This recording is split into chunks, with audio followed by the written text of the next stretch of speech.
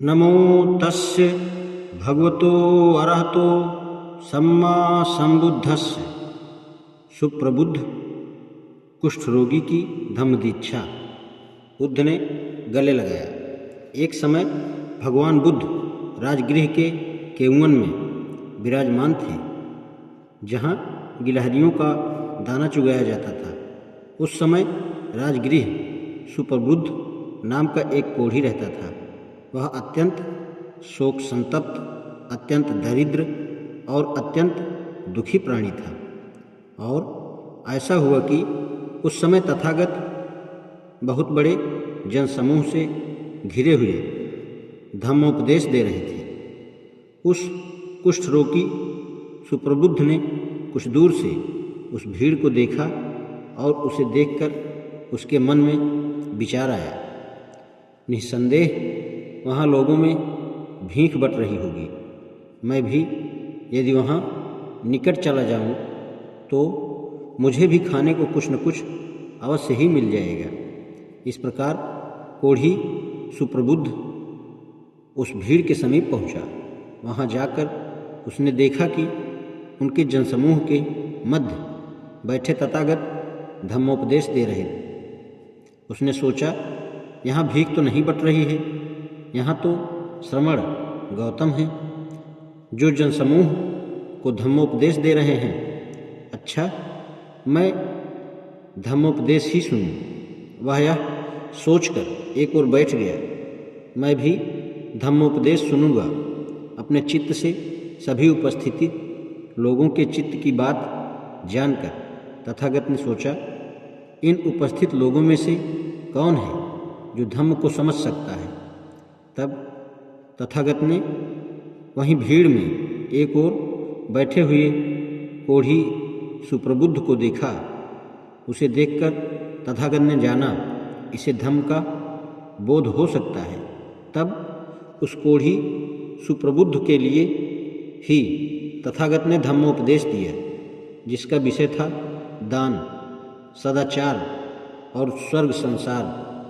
उन्होंने काम भोग की इच्छा, तुच्छता और आश्रयों से मुक्त द्वारा होने वाले लाभ की ओर ध्यान दिलाया।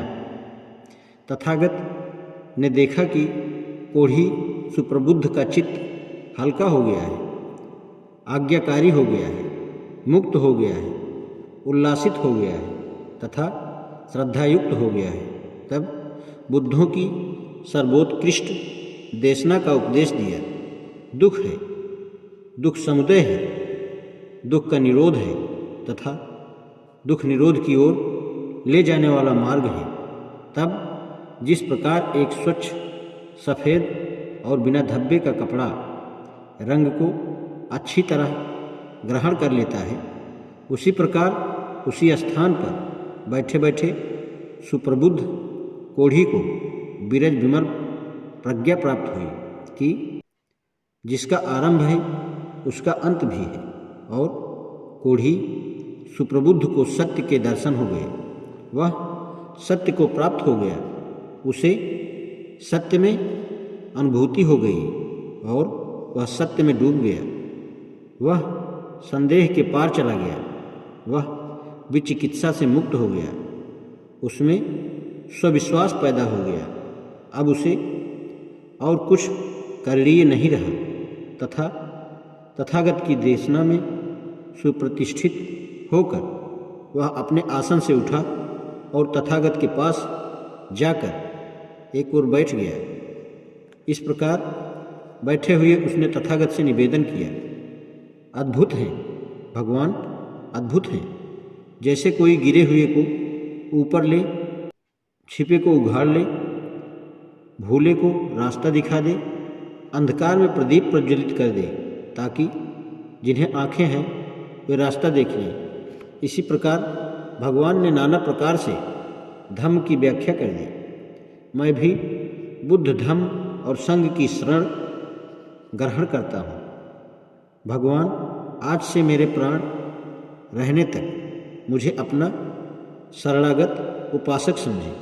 तब तथागत की बाणी द्वारा शिक्षित धम्म में स्थिति, चेतना प्राप्त और प्रसन्न चित्त कोढ़ी सुप्रबुद्ध भगवान की बाड़ी की प्रशंसा तथा स्वागत करके कृतज्ञता व्यक्त करते हुए अपने स्थान से उठा और तथागत का अभिवादन करके वहाँ से विदा हुआ। संयोगवश ऐसा हुआ कि एक बैल रास्ते में उस कोढ़ी सुप्रबुद्ध पर कूद पड़ा और सिंह घोंप कर जान से मार डाला। आज इतना ही। नमो बुद्धाय।